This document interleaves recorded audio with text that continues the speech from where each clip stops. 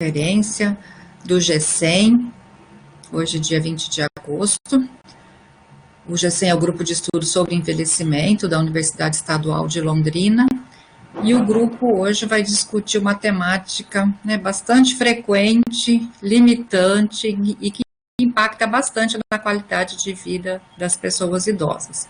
Então, o tema de hoje vai ser tonturas.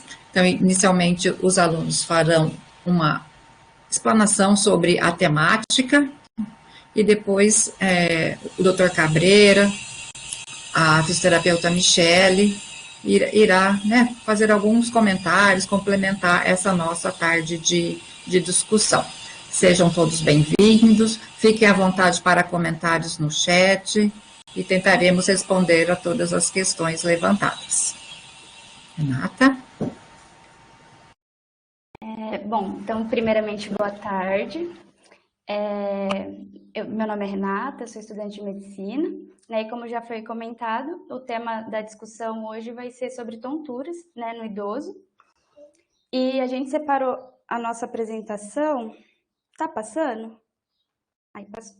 A gente separou a nossa apresentação em alguns tópicos, né, para facilitar o entendimento. Então, começando aí pelos fatores de risco, a etiologia e os sinais e sintomas, e aí depois a gente vai passar para a avaliação e o tratamento, não farmacológico e o farmacológico. Aí, antes da gente entrar na discussão, né, propriamente dita, eu achei interessante a gente pontuar aqui o porquê da importância, né, desse tema. Né? Então, quando a gente pensa na população idosa, a gente vai ter que a tontura ela vai ser uma das queixas mais comuns. Né? E assim como ela é muito comum, ela também vai ser muito inespecífica. Né? Por que inespecífica? A gente fala que a palavra tontura ela vai ser usada para descrever uma série de sensações anormais, né? Que vão se referir aí na posição do nosso corpo em relação ao espaço, e que o paciente ele não vai saber muito bem descrever o que é. E aí ele vai trazer para a gente simplesmente como sendo uma tontura. E daí a importância da gente conhecer sobre o assunto, né, da gente ter discussões como essas, para que no momento que esse paciente chegar para a gente conseguir aí conduzir melhor, né, até ajudar ele a organizar mesmo o que ele está tentando referir para você, o que ele está chamando de tontura, né? Para que a partir daí a gente chegue nas causas e a partir da causa a gente estipule o tratamento específico para aquela causa, né? Lembrando que a tontura ela vai ser um sintoma, né? Ela não é uma doença, então tem alguma coisa causando aquilo ali. E um outro ponto que eu queria ressaltar é a questão da qualidade de vida, né? Quando a gente pensa no idoso, a gente vai ter que a tontura ela vai estar associada a uma perda da função importante, né? E a gente vai ter aí como principais consequências dela a queda, o medo de cair, né? E por conta disso mesmo a gente vai ter uma restrição aí na atividade, né, desse idoso. Aí já entrando aqui nos fatores de risco, né? Por que é importante a gente falar disso no idoso? Porque quando a gente olha para os fatores de risco, a gente vai ver que a idade ela está diretamente relacionada, né? Então, quanto maior a idade, maior a chance do desenvolvimento desse tipo de sintoma. E a gente vai ver aí que na própria fisiologia, né, do envelhecimento normal, a gente vai ter uma maior suscetibilidade ao aparecimento desses sintomas. E aí, adicionado a isso, a gente vê aqui também nos fatores de risco a presença de 3 ou mais doenças, né, e o uso de 4 ou mais medicações. Né? E quando a gente pensa aqui no estudo, no idoso, né, esses também são temas muito frequentes, né? Muitas vezes a gente tem pacientes poliqueixosos, né, que fazem uso de uma polifarmácia importante. Então, estudos são coisas que a gente tem que se atentar. Aí a gente vai ter alguns outros fatores de risco, né? Ele vai ser mais comum nas mulheres e vários outros aí que vão incluir hábitos de vida, como alimentação, atividade física, uso excessivo de cafeína e de tabaco, estresse em si, vários outros, né? Mas o que de fato vai causar, então, a tontura? É justamente esse o ponto, né? A gente vai ter uma quantidade muito grande, né, de possibilidades diagnósticas, que vão aí desde doenças cardiovasculares, né, até o próprio uso de medicações, né, até doenças psicogênicas, e que muitas vezes elas não vão se apresentar, né, de uma maneira única, né? Elas são multifatoriais, né, multicausais. E aí, justamente por isso que vai ser importante a gente conseguir delimitar, né? Então, a gente tem uma grande quantidade de possibilidades diagnósticas, então a gente precisa delimitar essa quantidade. Então, a gente vai ter algumas coisas que a gente vai avaliar, né? Como a duração dessa tontura, né? Se ela dura 1 minuto, se ela dura 1 hora, 1 semana, né? Se ela é recorrente, se a gente teve um episódio único, isso tudo vai ser importante para a gente conseguir delimitar aí melhor qual que é a causa daquilo. E, além disso, a gente vai ter 4 categorias de sintomas, né, que vão ser importantíssimas a gente diferenciar para que a gente consiga aí conduzir melhor, que vai ser a vertigem, o desequilíbrio, a pré-síncope e a tontura inespecífica, e eu vou falar um pouquinho sobre cada uma delas. A questão da vertigem vai ser aquela que vai apontar mesmo para a gente em relação às doenças do sistema vestibular, né? Então, ela é descrita como uma sensação ilusória do movimento. Então, o paciente ele vai chegar falando que as coisas estão girando, né? Ou que ele está girando, né? Ou até aquela sensação de oscilação, né? De balanço. Muitas vezes acompanhado com isso as náuseas e os vômitos, né? E muitas vezes também vai ter fator aí de piora, né? Com a relação com o movimento, com a mudança da cabeça, né? Quando a gente pensa na VPPB, que vai ser uma das principais causas.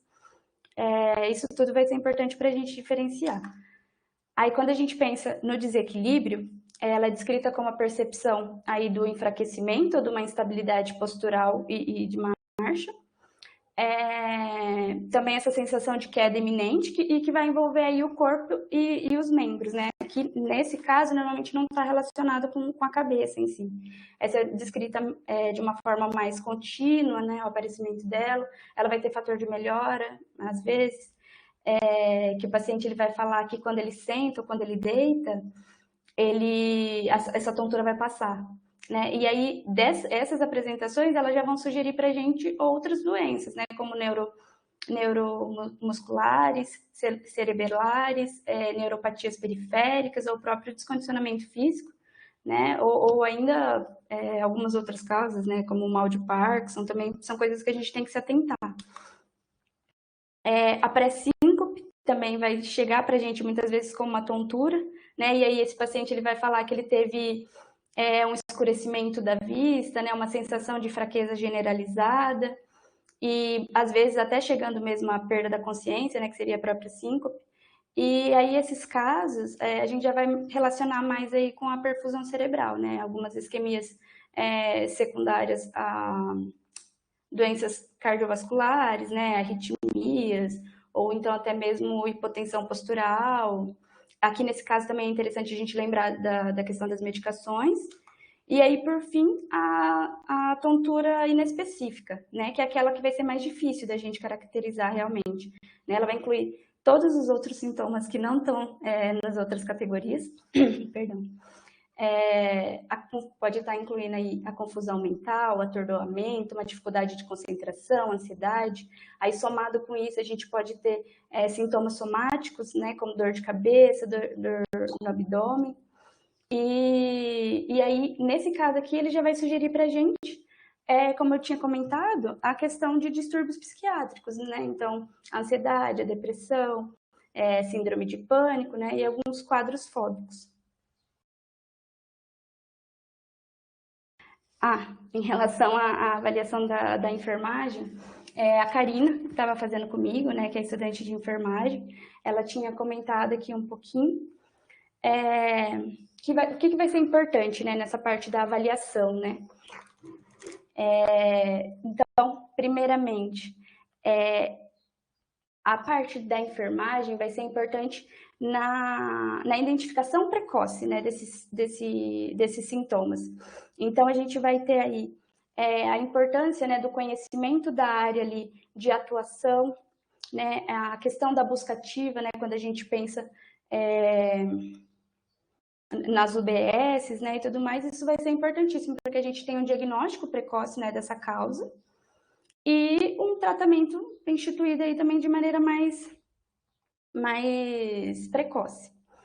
E também vai ser importante a gente vai ser importante a questão da orientação, né, e da educação, né, quanto às consequências, né, que esses sintomas vão trazer aí para os idosos. E aí, principalmente, se atentando nas questões das quedas, né? Então, a gente vai ter principalmente nessa atuação na prevenção da queda, né? Que vai envolver uma corresponsabilidade, né? Pensando em cuidadores, familiares, né? E até outros profissionais, né? Da área da saúde. E justamente com esse objetivo mesmo de evitar as quedas, né? E visando aí manter essa qualidade de vida do idoso, né? A independência e a funcionalidade deles. Aí, se alguém quiser comentar mais, né, nessa parte da enfermagem.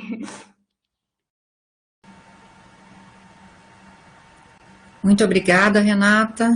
Muito lindo de ver vocês apresentando dessa forma. Parabéns, né, por vocês que organizaram toda a apresentação e pela sua fala, né?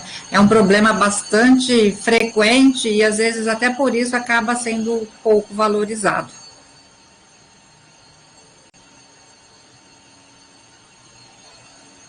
Aí o Jair vai falar agora? Isso, tudo bem? Meu nome é Jair, eu sou estudante de medicina. Eu vou falar um pouco da avaliação médica e do tratamento farmacológico. Primeiro, para avaliação médica, aquele tripé, né? Exame físico, história, prestar atenção principalmente nos fatores de risco, a história pregressa é muito importante na avaliação de qualquer idoso. E exames complementares, que aqui, no tópico tonturas, eles não entram de antemão já no começo da sua avaliação. A história é muito mais importante. A tontura, quando a gente fala em idoso, a tontura é uma síndrome geriátrica. Por que uma síndrome geriátrica? Porque ela pode ter manifestação em vários órgãos e sistemas. Então, alterações de vários órgãos do sistema, desde cardiovascular, sistema vestibular, ou mesmo central, pode cursar com tontura. Então, o primeiro ponto nisso tudo é prestar atenção nos fatores de risco, que foram os fatores de risco que a Renata chegou a comentar na apresentação dela no início. Eu só vou relembrar, porque tem um estudo bem interessante, que ele elencou 7 fatores independentes, que são sintomas depressivos, cataratas, alteração de marcha, desequilíbrio, de marcha, equilíbrio, hipotensão postural, diabetes, história de infarto e uso de 3 ou mais medicamentos, né? Então, a polifarmácia. Isso aumentava de 6% a 51% quando tinha, de 6% quando tinha um desses fatores, né? E até 51% a mais de chances de cursar com tontura, nos casos de associação de pelo menos 4 desses fatores. Então, a gente precisa atentar isso na história para poder direcionar a nossa terapêutica. Depois disso, é importante também ver as características do idoso que vai apresentar a tontura. Então, vai ser mais comum no sexo feminino, né? A idade também é muito importante, não tem relação com a raça. Prestar atenção nas doenças cardiovasculares, osteoporose, transtornos do sono e déficit visual, além da incontinência urinária também como fator de risco. Então, isso a gente tem que procurar na nossa avaliação geriátrica ampla. Lembrar de fazer um exame neurológico completo, eu vou falar isso na terapêutica, é muito importante a gente excluir causas neurológicas, nessas causas centrais, porque elas têm risco, vão apresentar risco à vida do idoso. Então, a gente tem que tomar cuidado para não só medicar esses pacientes e eles ficarem sem o diagnóstico definitivo, né? Sem a causa etiológica propriamente dita. E o exame etológico também, porque às vezes a tontura ela pode vir junto com surdez, zumbidos ou problemas na audição, que diz muito em alteração do 8º par. Um teste que dá para fazer em qualquer lugar seria a bateria de provocação de tontura. E você passa para mim no próximo slide. Eu trouxe, tem vários. Jair, você está como apresentador, você mesmo pode fazer a modificação. Ah, que ótimo, vou passar aqui. Eu trouxe esses 2 aqui, mas tem vários. A primeira é a manobra de Dix-Hallpike, que você vai estimular o labirinto afetado, né, a procura de nistagmo. Então, a figura ela é bem ilustrativa. Você inclina a cabeça e coloca o paciente decúbito e procura por pelo menos 30 segundos sinais de nistagmo. Esse teste ele é muito bom para diagnóstico de VPPB e geralmente ele vai manifestar nistagmo, né, para inclinar a cabeça do lado do ponto afetado. Esse outro teste, que é a segunda imagem, seria o teste de reflexo vestíbulo ocular. Então você vai fazer um balanço de paciente, fixar um ponto. Essa primeira imagem seria a imagem normal, quando você faz muito rápido para a direita, os olhos eles vão ficar focados no objeto, e a segunda aqui dá para ver uma alteração da imagem, que quando você faz o balanço os olhos fixam no objeto e depois, tardiamente, vai fazer rotação, diz muito de alteração nesse reflexo, nessa desassociação vestíbulo ocular. Mas tem outros testes, fazer o teste da hipotensão postural, então deixar desaferir a pressão, depois pedir para levantar esses 2 minutos depois tiver queda de 20% na sistólica, de 20 milímetros na sistólica ou diastólica, vai ser diagnóstico de hipotensão postural, que aí a gente geralmente levanta e tem a sensação de tom, né, aquele escurecimento visual. Tem várias manobras que a gente pode falando como teste. Você pode ir para causas iniciais, né? Se você achar que é o caso, então tomografia, audiometria e tentar procurar alguma coisa, se a história é clínico a favor. Para entrar no tratamento farmacológico, eu escolhi falar mais do que não fazer do que fazer. Lembrando que 70% dos casos de etiologia fere, então a gente tem que direcionar o tratamento de acordo com a etiologia. O tratamento farmacológico, então, eu vou dividir ele em uma fase crônica, então, que geralmente é um especialista, planejar a tontura a longo prazo.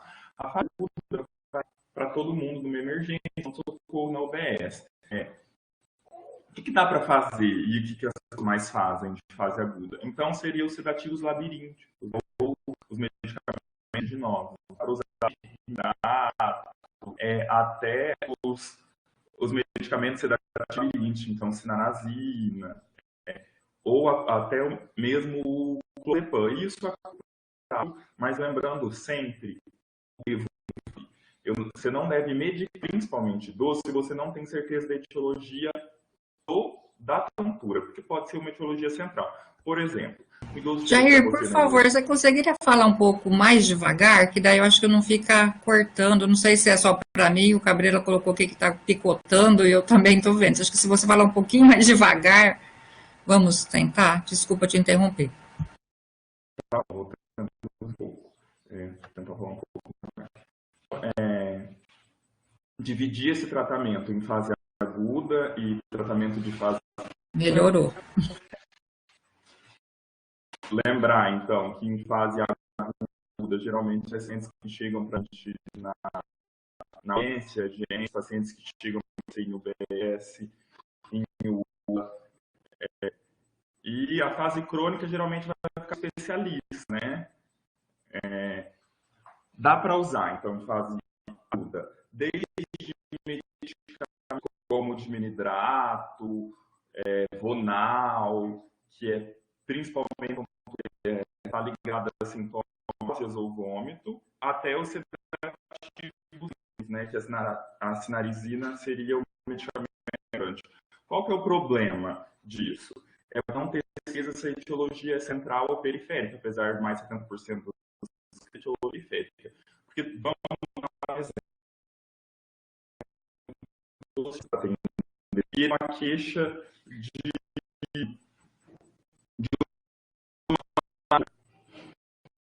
não diferenciar essa questão temporal, que também colocou no início. Então, começou, você não sabe se já é um quadro crônico, é um quadro doente agudo, e aí você medica ele com um clonazepam, em casa, e evolui porque era uma reforça a postura do prazer antivertiginosas. Você não tem problema, principalmente com os sedativos labirínticos, como a sinalização, os sintomas, então alteração de equilíbrio, que é muito importante no idoso, tratar essa tontura, esse equilíbrio e causar desequilíbrio ao prazo. Por quê? Porque se você tem medicação a longo prazo, você pode só estar tratando uma alteração de presbilabirintopatia. Então, tinha uma alteração naquela função, você acaba dando uma medicação que só causa um desvio ao prazo. Então, você direcionar o tratamento à etiologia específica e excluir principalmente as causas mais perigosas, né, com risco de óbito. Daí o tratamento de manutenção, que seria na fase crônica, na manobra para posicionar só com manobras, a vestibulopatia idiopática, a maioria desses casos, realmente você não vai conseguir fechar uma etiologia. A síndrome de Meniere, que uma injeção intra-auricular de genta dá para tratar, a crise vestibular aguda dá para tratar com sedativos labirínticos, e geralmente vai ter um prazo autorresolutivo, a labirintite e a neurite vestibular, que você consegue usar outros tratamentos direcionados, como tratamentos sistêmicos com corticoide e consegue ter uma melhora. Mas lembrar que você sempre precisa escolher causa central e os medicamentos de fase aguda, os antivertiginosos, não são medicamentos de uso a longo prazo. Mesmo nas doenças como a síndrome de Meniere, é muito mais interessante, se possível, você partir para uma correção cirúrgica, se há falha na correção farmacológica, do que estender um tratamento farmacológico por longo prazo. Se o Dr. Cabreira quiser falar alguma coisa, complementar essa parte. Deixa, depois eu falo de uma vez só. Jorge, você pode apresentar aí na sequência o tratamento não farmacológico? Posso sim. Boa tarde. Obrigada. Obrigada, Jair. Parabéns pela apresentação.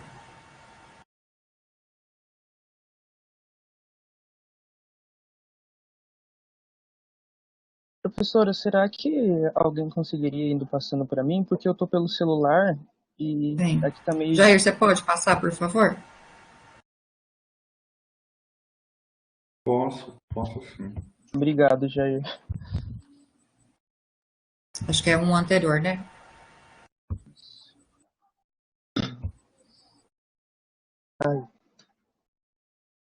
Bom, primeiramente, boa tarde a todos. Eu sou o Jorge, sou aluno de fisioterapia do 2º ano. E, primeiramente, desculpe se eu pronunciar alguma palavra errada lá das manobras, alguma coisa assim. E nós ficamos responsáveis, né, por falar sobre o tratamento não farmacológico. Então, algumas das condutas que podem ser realizadas a pessoa deve ter o hábito, né, de se alimentar dentro de 3 horas corridas.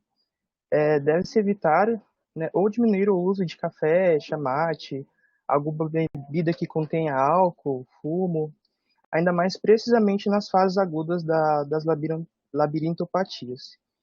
E em idosos, para que se evite ou reduza as chances de quedas, é recomendado repouso, dentro de alguns casos mais agudos.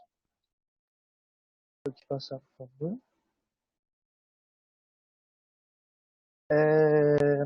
Tais tratamentos, eles vão agir no indivíduo para que ele tenha de forma efetiva uma estabilidade postural e também com algumas manobras que servem para repor os cristais de cálcio que se deslocaram nos canais semicirculares, designando assim vários sintomas. A primeira, que é os movimentos de olhos e cabeças, de início rápido e após lento.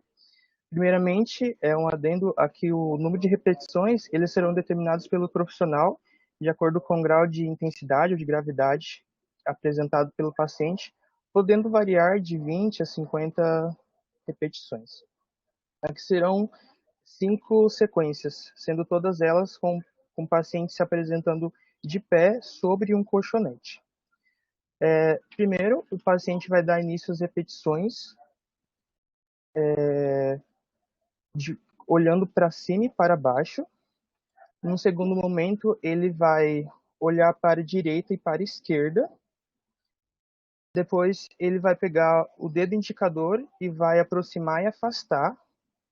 Só que, no entanto, ele deve ter o olho fixo no dedo indicador. Vou passar, por favor.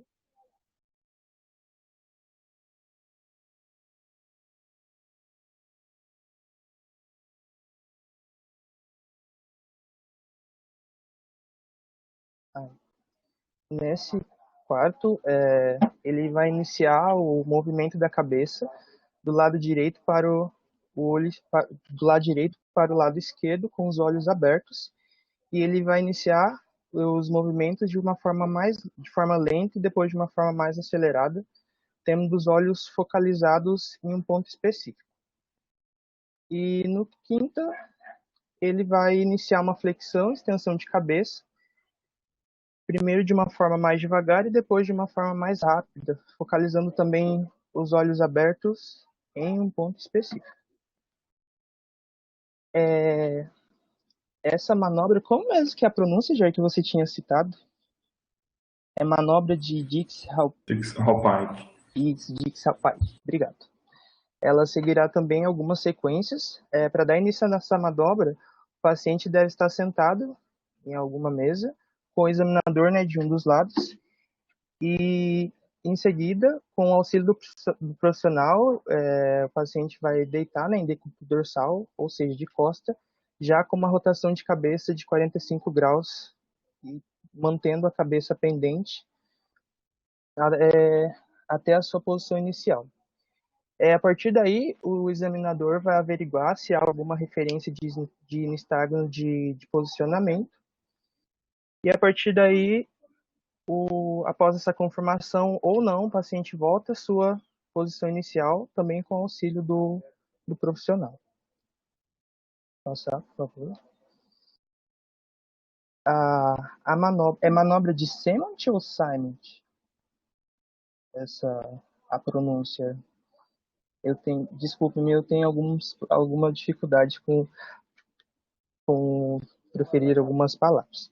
Mas aqui, primeiramente, o paciente vai permanecer sentado e com o auxílio do profissional que vai estar à sua frente, ele vai deitar o paciente rapidamente para o lado do qual ele se queixa da tontura e vai permanecer nessa posição em torno de 4 minutos. E ao passar desse tempo, ele vai deitar do lado oposto, mantendo-se também nessa posição em torno de 4 minutos. Pode passar, por favor. Aqui, a atividade dinâmica do balanço focando o ortostatismo por meio de um balanço. Lembrando que o ortostatismo é a capacidade do indivíduo ficar em pé numa posição reta. Primeiramente, ele vai sentar no balanço, numa posição de frente. Em seguida, ele vai se levantar, de início com os olhos abertos e depois fechados, sem a utilização de membros superiores. E depois ele vai se levantar novamente, a partir da posição sentada de frente, girando o corpo a 90 graus e sentando novamente. E neste momento ele deve girar o corpo, inicialmente para a direita e depois para a esquerda. E essa manobra ela deve ser feita primeiro com os olhos abertos e encerrando com os olhos fechados. É isso. Muito bom, Jorge, muito obrigada. Então, a gente pode ver que o tratamento não farmacológico, ele vai desde manobras, né, dependendo do caso, até exercícios, né, e o Jorge trouxe aqui algumas possibilidades de exercícios instáveis, e esses exercícios podem ser feitos em clínicas, consultórios, nos domicílios, de forma individual, de forma em grupo, né? E aí vai mudando também as possibilidades, né? Desde olhos abertos, olhos fechados, para aumentar essa dificuldade, né? Em locais mais instáveis, como o uso de colchonetes, bola suíça, enfim. Então, existem várias possibilidades para o tratamento. O Dr. Marcos gostaria de falar primeiro, depois eu gostaria que a professora Michele também falasse, ela é fisioterapeuta do NASF, foi por bastante tempo, agora ela é docente da UEMP e tem bastante experiência com esse tratamento da fisioterapia na reabilitação vestibular. Ótimo, olha, então é um prazer, né, de estar aqui e ver os alunos participando e ainda abordando um tema difícil de abordar, né, muito difícil. A tontura é uma coisa complexa, né, como foi bem dito. Eu acho que as 3 abordagens conseguiram contemplar quase todo o conteúdo dessa questão da tontura. Eu queria só chamar a atenção para algumas coisas, né, algumas coisas que já foram ditas. Primeiro, né, tontura é alguma coisa que as pessoas dizem que na impressão da pessoa, tontura pode ser qualquer coisa, né? Fraqueza, desânimo, falta de disposição, pode ser a vertigem mesmo. Então, como foi bem dito logo de cara, a queixa-tontura ela se contamina com outros sintomas, né? Como é importante que o profissional da saúde aborde essa questão e faça essa divisão. Essa primeira divisão que foi apresentada, ela é muito interessante, porque em 4 pontos você já coloca para que lado que é, tá certo? Será que isso aqui é uma vertigem, coisa que eu viro? Será que isso é como se fosse uma pré-síncope? Será que isso é um desequilíbrio? Será que isso é uma mistura de todos eles? Tá certo? Então, essa abordagem já faz muita diferença. No grupo específico de idosos, isso se faz, tem uma importância muito grande, porque também, como foi bem dito, a tontura limita, deixa da gente usar um grande tratamento que a gente sabe que é a mobilidade, né? Então, assim, esse grande tratamento que é a mobilidade, ele fica restrito pela tontura. Um outro tratamento que é muito legal, que é a sociabilidade, ele fica restrito também pela tontura. Tá certo? Sem ainda veja quanto que as pessoas deixam de exercer os seus papéis por conta da tontura. Então, ela gera realmente um grande problema. E ainda, a tontura pode estar na gênese da 4ª causa de morte que a gente tem no idoso, que é a queda. Tá certo? Então, você vê que coisa importante, que fato importante é esse, como a tontura impacta mesmo. Cada indivíduo que a gente atende tem essa questão da tontura.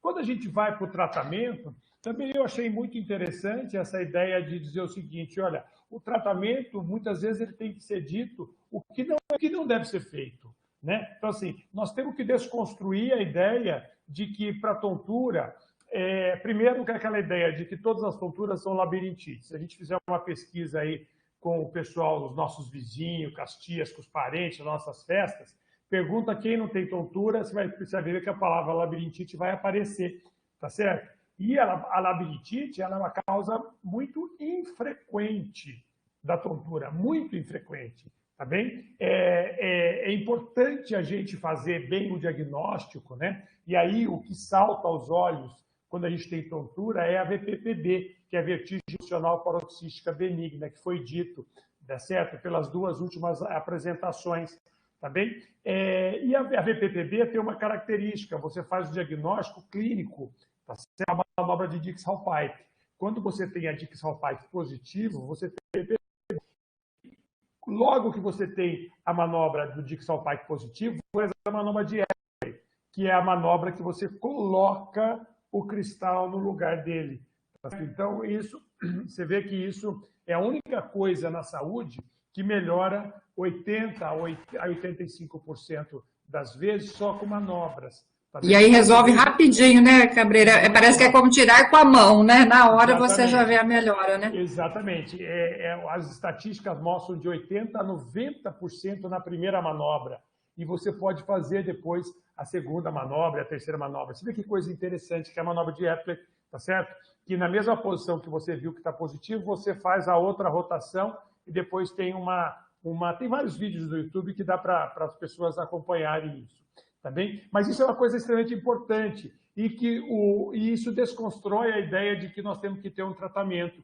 E como foi bem dito, os medicamentos analgésicos para tontura, eles podem gerar efeitos colaterais importantes, por exemplo, como o parkinsonismo, né? Os vasodilatadores cerebrais, por exemplo, a sinalizina, a flunarizina, eles podem gerar um parkinsonismo medicamentoso. Então, também não compensa usar, mas ele, na forma aguda, ele pode ser utilizado sim, tá certo? Você viu que a tontura tem uma contaminação muito grande com a questão da parte emocional, da ansiedade. Tem também a tontura relacionada à iatrogenia, né? Muitas vezes medicamentos, tá bem? E a questão da hidratação, tá certo? E a questão da hidratação, que é fundamental. Na época do calor, por exemplo, no consultório, eu acabo pegando muita gente com tontura e cujo tratamento seria hidratar melhor, tá bem? E, por fim, na terceira apresentação, valorizando as medidas não farmacológicas, que eu diria que são fundamentais, né? A tontura, eu acho que a escolha da tontura como tema, ela é importantíssima, porque ela abre para a gente, né, a grande possibilidade da gente fazer tratamento que não seja farmacológico, né? E aí que a gente vê como a coordenação pode ser melhorada, quanto o tônus muscular pode ser melhorado, quanto pode ser melhorado o equilíbrio, quanto pode as questões ortostáticas, como foi bem dito, tá certo? A questão do equilíbrio labiríntico também. Então, assim, é muito importante porque ele mostra para a gente que tem uma grande possibilidade de tratamento não farmacológico. Então, eu acho que foi passado bastante aí, eu acho que a professora Michele vai conseguir ser um pouco mais específica para a gente aí, para poder nos ajudar. Parabéns aos alunos que apresentaram, tá certo? E discutiram um tema tão difícil como esse. Olá, boa tarde. Inicialmente, gostaria de agradecer o convite, professora Celita, doutor Marcos, professora Mara, parabenizar a apresentação da Renata, do Jair e do Jorge. Eu acho que esse tema é um tema muito interessante, muito vasto, né? Eu acho que a gente tem, ainda mais em idosos, que é uma queixa muito frequente, e é importante a gente saber, né, principalmente na equipe multiprofissional, identificar precocemente e tratar da melhor forma, né? Então, só relembrando um pouquinho, a gente tinha em Londrina um ambulatório de reabilitação vestibular, né, que era na Unopar. Então, hoje esse ambulatório não tem mais, mas ainda tem nas UBS, tem os fisioterapeutas que eles foram treinados para fazer essas manobras de reabilitação vestibular, as manobras de Dixie-Hallpike, que é tão importante. Então, eu achei bem interessante, né, quando a Renata citou na definição da tontura, né? O que é tontura, né? Então, é uma sensação normal de movimento, que vai desde de que gira, né, que pode ser abrupta, ou aquelas sensações de hipotensão postural, ou relacionada à questão de ansiedade, né? Então, pode ser um sintoma muito abrangente, que pode ser várias causas. E quando, na prática clínica, a gente pega um paciente com tontura, né, geralmente a VPPB, que é a mais frequente, né, que é a vertigem posicional paroxística benigna, que quando sai um cristalzinho, né, que é esse carbonato de cálcio que foi dito no lugar, ele sai por motivo anatômico, né? Ele sai de um lugar que ele devia ficar e vai para os canais semicirculares, e isso dá aquela sensação anormal de movimento. E geralmente o paciente, o que ele fala? Não sei se algum de vocês, né, como o Dr. Marcos falou, é a labirintite, né? O paciente chega, nossa, eu tô com labirintite e rodou minha cabeça, senti náusea, comecei a vomitar, às vezes é quando ele levanta da cama, e ela é súbita, né? Dura de 20 a 30 segundos, dá a sensação de náusea e vômito, depois passa. A gente sabe que a VPPB é a principal causa de vertigem, e ela é benigna, né? Vertigem posicional, que é a posição da cabeça. Benigna, por quê? Porque o tratamento ele é não farmacológico, é pelas manobras de reposicionamento. Então, essa manobra que é de Dixie-Hallpike que foi dita, então, é uma manobra bem importante que você faz durante 30 segundos, 1 minuto, diagnostica qual lado, né, da lesão, por exemplo. Se um idoso falar, a minha cabeça roda quando eu olho para a direita, ou a minha cabeça, quando eu viro para a esquerda, vem a tontura. É bem importante a gente identificar quando vem essa queixa da vertigem, porque vai ser a orelha, né, o canal vestibular que vai estar acometido. E aí a gente tem que fazer a manobra de Dixie-Hallpike daquele lado e depois a de Epley, como o Dr. Marcos falou, que é reposicionar. Mas na prática, quando a gente pega um paciente idoso, eu queria cumprimentar também os alunos que estão participando do estágio. Hoje, atualmente, estou na UEMP, eu estou numa instituição de longa permanência, que é o Asilo São Vicente de Paulo, lá em Jacarezinho, e a gente está com os estagiários. E no idoso, vários deles relatam tontura, né? Então, eu iniciei na ILPI, eles utilizam várias medicações e muitos deles não sabem identificar. E uma questão bem importante quando a gente for fazer a manobra de Dixie-Hallpike no paciente idoso é que muitos deles, vocês observando no desenho, se puder colocar para mim, Jair, lá da manobra, você tem que fazer uma rotação cervical de 45 graus e manter uma extensão de 30 graus. Um paciente que tem vertigem súbita, na prática, ele vai segurar, às vezes segurar na maca, porque ele sente tanta vertigem na hora que faz esse movimento, que parece que é simples, mas aí você pega um idoso que às vezes tem osteoartrose de cervical, tensão de cervical, então várias outras questões que alteram essa cervical dele. É importante a gente entender que a manobra de Dixie-Hallpike é sempre ideal estar fazendo, né, quando ela é rotatória, mas às vezes a gente tem dificuldade, principalmente esses idosos de instituição de longa permanência, por exemplo, vou tentar fazer um idoso, eu não consigo chegar nessa rotação, porque ele nem tem essa rotação de 45 graus. E a rotação de 45 graus é fundamental, porque a gente vai... a Dixie-Hallpike, ela pega o canal semicircular posterior. Se você não consegue rodar 45 graus com a cabeça, a gente não consegue estimular, e às vezes pode dar um falso negativo, né, o diagnóstico. Então, quando tiver um idoso, então, observar se a gente vai conseguir a amplitude de movimento na manobra. Então, porque às vezes a gente faz a manobra da negativo, mas não porque não tinha a VPPB, mas porque a gente não conseguiu a angulação ideal. Por exemplo, eu testei vários pacientes que tinham queixa de tontura lá no asilo e observei que às vezes eles tinham medo até de fazer a manobra. O paciente mais jovem é mais fácil. E aí, né, por exemplo, se é VPPB, a gente consegue fazer a manobra de reposicionamento de Epley e já posicionar. E é milagroso mesmo, né? Você recoloca os cristais e a queixa de vertigem ela cessa. Porém, se o paciente é um paciente idoso, que ainda tem, por exemplo, a gente sabe que às vezes o paciente idoso, ele tem outras questões, como instabilidade postural, o envelhecimento, ele leva, né, até o envelhecimento do sistema vestibular. Então, a importância de fazer os exercícios que o Jorge trouxe, que é de reabilitação vestibular. Por exemplo, você fez a manobra deficitária, Dixie-Hallpike, deu negativa, por você não ter conseguido a angulação, e ele tem a queixa de vertigem, você utilizar os exercícios de reabilitação vestibular, que são esses exercícios do olho, né, que você faz direita e esquerda, que são exercícios importantes para manutenção do olhar, né, porque o que acontece? O paciente que tem essa alteração, a vertigem, o que ele faz? Primeira coisa com a cabeça, ele para de mexer a cabeça, porque você vira a cabeça, a vertigem vem. Então, você vai fazer o quê? Vai parar de mexer a cabeça. Parando de mexer a cabeça, você vai diminuir a amplitude de movimento. Tensão cervical. Então, tudo isso leva às várias consequências. Então, quando a gente tinha o ambulatório de reabilitação vestibular, fazíamos a manobra de Dixie-Hallpike, não dava positivo, e o paciente ia para a reabilitação vestibular. Lá que a gente trabalhava nesse idoso.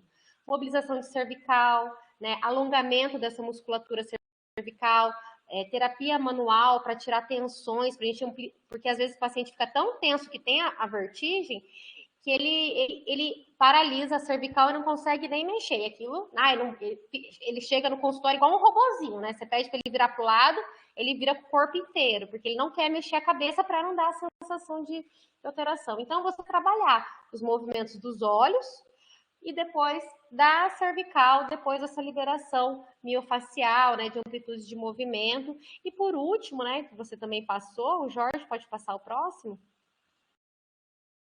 é trabalhar também os exercícios de equilíbrio, porque o risco de queda é muito grande nos pacientes idosos, né? Então, trabalhar a reabilitação vestibular, tanto em pacientes que não têm, por exemplo, que não tem queixa de tontura, para melhorar o equilíbrio, já é bem importante. A gente utilizava isso muito nos grupos de alongamento, de atividade física que tinha antes da pandemia no NASP. Você incluía exercícios de reabilitação vestibular para melhorar o equilíbrio, que são, além do exercício de olho, e pescoço, exercício de instabilidade, né? Que é isso que ele colocou. Levantar e sentar na posição sentada à frente. Então, a importância de você manter, né, um exercício funcional, de levantar e sentar e rodar. Então, por exemplo, a gente trabalhava marcha, esses pacientes andando, olhando para a direita e para a esquerda, isso leva muita instabilidade postural, porque às vezes você está na rua, então o indivíduo está andando, olha para a direita para ver alguma coisa e vem a tontura.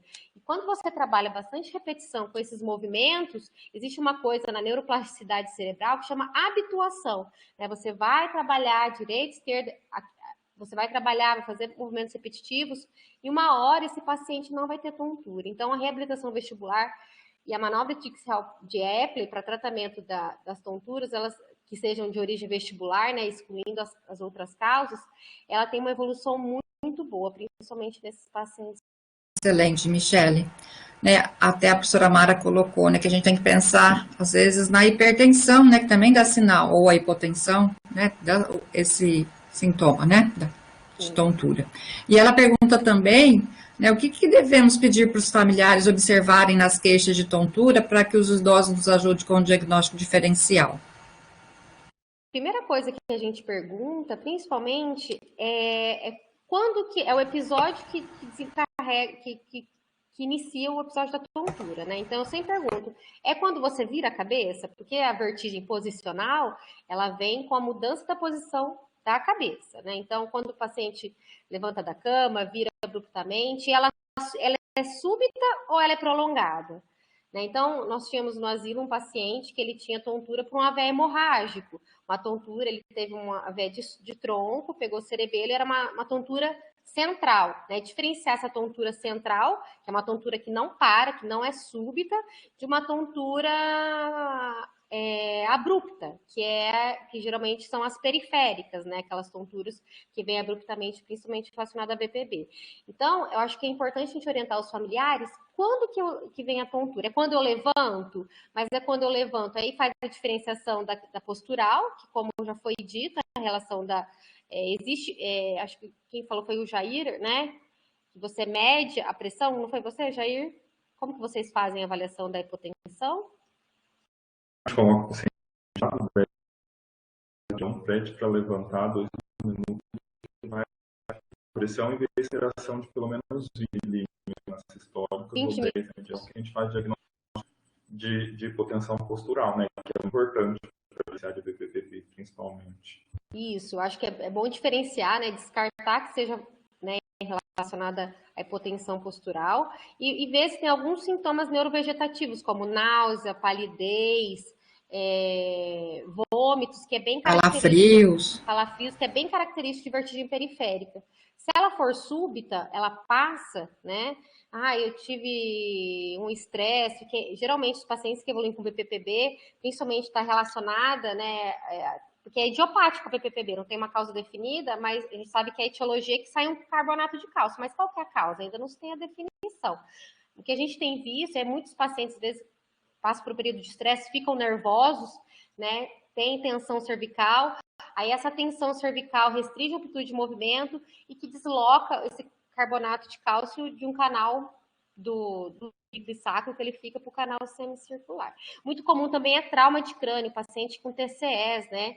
Evoluir com vertigem posicional paroxística benigna, após traumas de crânio, descartando-se, né, a causa central. Às vezes o trauma ele pode desencadear também essa saída do carbonato de cálcio do trículo do sacro para o canal semicircular. Então, acho que para os familiares é observar quando que vem essa queixa de vertigem, se tem algum sintoma neurovegetativo. E observar, né, se tem outros sintomas, por exemplo, diabetes é uma questão que dá muita tontura, né, se está com a glicemia alterada. Então, o sistema vestibular ele também é muito suscetível à alteração de glicemia, então pacientes diabéticos, eles têm a tendência de ter mais tontura. Enxaqueca também é uma causa importante de tontura, né? Então, eu acho que essas outras... Se o paciente está, né, o idoso está hidratado, né? Uhum. Então, Cabreira, existe uma cronificação... desculpa. Então, eu só queria acrescentar um pouquinho aí nessa questão. Porque assim, a grande questão da tontura é descobrir a causa, né? Porque os tratamentos são bem diferentes de uma causa para outra, né? Então, assim, se a gente não define a causa, não tem jeito, né?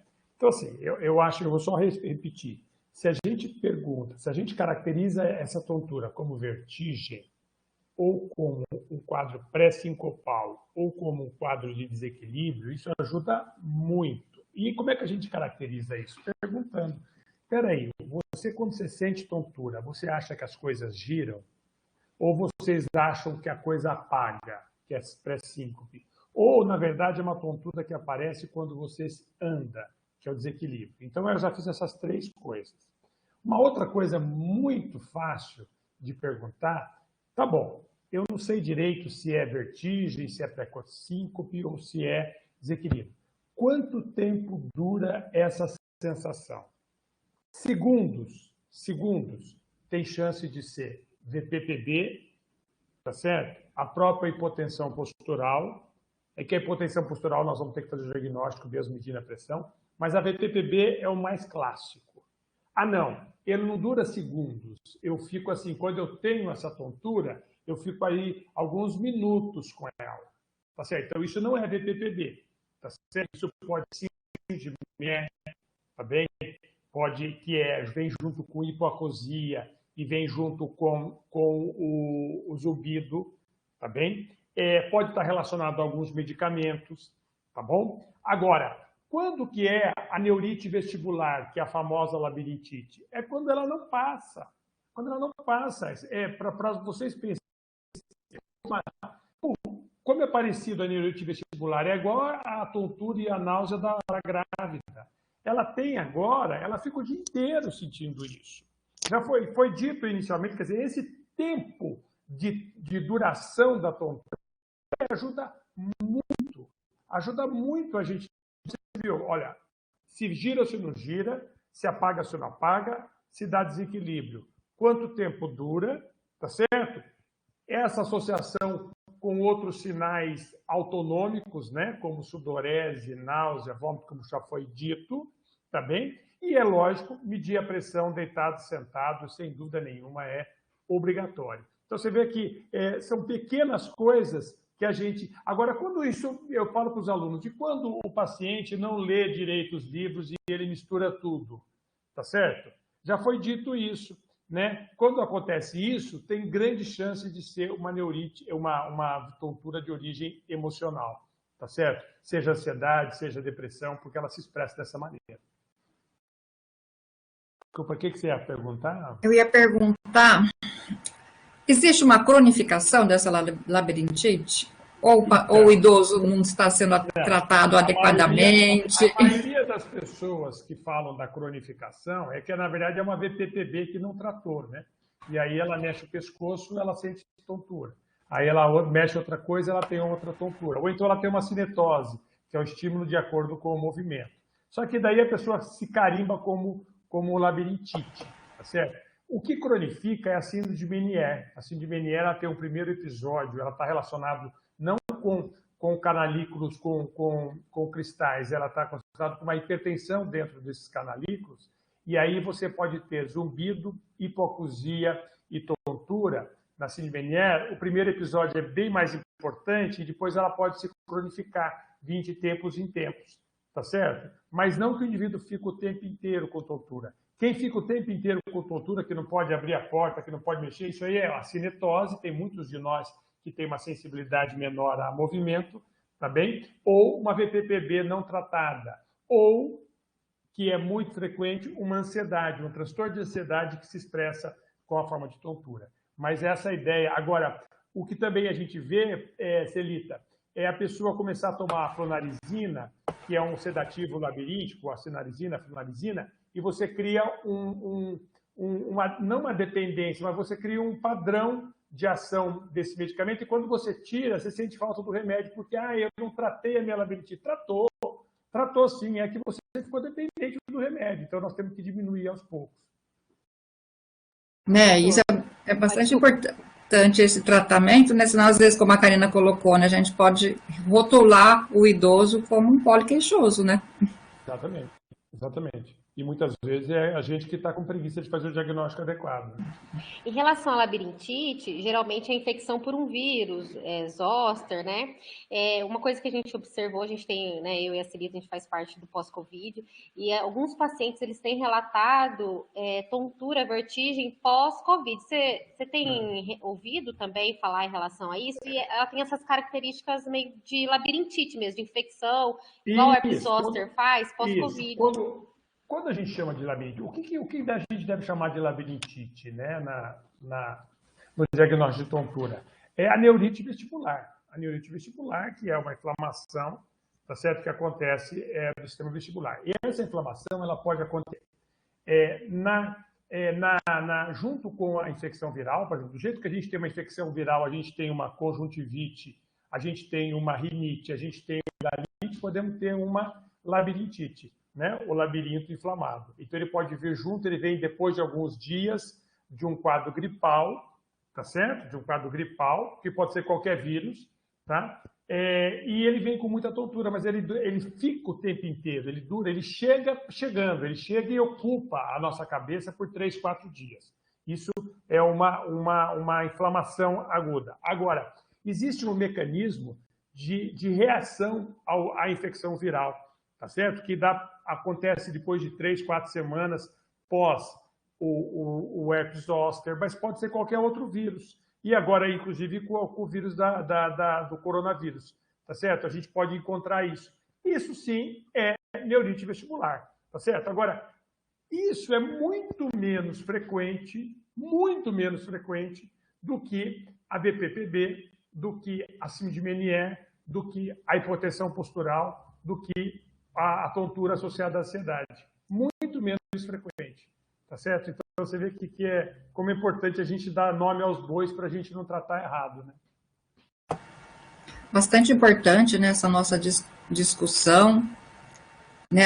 Assim, todo profissional de saúde precisa estar atento, né, a esse sintoma. Né, a avaliação é muito fácil de ser realizada, né? Assim, a gente consegue descartar várias possibilidades. Então, acho assim, todo profissional de saúde deve estar atento e, quando necessário, encaminhar, né, um profissional mais especialista daí. Celita, que a tontura ela é uma síndrome clínica de toda a equipe de saúde. Sim. De toda a equipe de saúde. O nutricionista, a questão de alimentação metabólica. A parte da enfermagem com a medida da hipotensão postural, tá certo? Com a preocupação da hidratação adequada, tá certo? A parte da medicina com todos os diagnósticos que pode ser, como já foi dito pela Michele, pode ter AVC cerebelo, porque aí a gente podia estar quadros mais importantes, sedimentados, que pode ser alteração vascular. A fisioterapia é uma ação central na tontura, mas não é a única, né? A psicologia tem um papel muito importante, o educador físico. Então, você vê que é uma doença realmente multidisciplinar, onde a parte menos importante é a parte farmacológica, né? É a menos importante, né? E, por fim, temos mais uma pergunta. Qual a orientação para o idoso evitar a queda quando estiver com sintomas da tontura? Bom, eu posso responder rapidinho, porque depois eu tenho que sair, que eu vou ter que participar de uma entrevista. Sim. A minha parte. Eu acho que qual é a melhor coisa para a gente evitar a queda? Lógico que vocês depois na fisioterapia vão dizer toda a estratégia para isso, né? Para a gente tentar fortalecer coordenação, musculatura, até postura. Tá, mas a melhor coisa é você não achar que o sofá e a cadeira vai evitar a queda, tá certo? Queda se evita correndo risco, né? Assim, que eu falo correndo risco assim, queda se evita sendo ativo, tá certo? Sendo ativo. Aquela ideia de que caí, por isso não ando, caí, por isso não saio, caí, por isso não faço mais nada, ela não previne queda, porque as pessoas que mais caem são as que menos fazem coisas. Então, eu acho que o idoso ele precisa ser, primeiro, você não pode parar de sair. Nós vamos ter que usar ou bengala, ou andador, ou melhorar o óculos, melhorar a audição, que é uma outra questão importante aí que a gente não colocou ainda, tá certo? Melhorar a coordenação, melhorar o tônus muscular, mas para a gente tentar evitar a queda. Muito obrigada, Marcos. É importante também, sim, quando o indivíduo tiver com tontura, fixar um ponto, né? Ele está em pé, fixa um ponto, esse sintoma diminui bastante, né? Então, isso ajuda bastante. Uma questão Último. Desculpa. Pode falar. Não, pode falar. Dr. Marcos, é bem isso, né? Porque geralmente o paciente, quando tem tontura e vertigem, o que geralmente ele faz? vai deitar Trancada dentro de casa, com tudo escuro, para não sentir tontura, né? Então, acho que o ideal mesmo é não restringir o movimento. Se o paciente tem tontura, acho que é importante diagnóstico diferencial, identificar a etiologia e não deixar esse paciente restrito na cama, no leito, porque esse paciente, quanto menos movimenta, mais vai ter a sensação anormal de movimento. Excelente.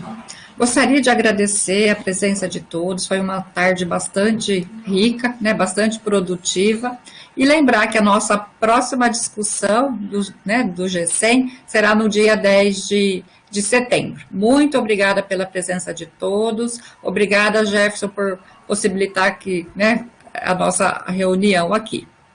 Bom final. Abraço, tchau. Gente, muito obrigada. Parabéns aí aos alunos, foi muito bom. Bem bacana. Até mais, abraço. Tchau.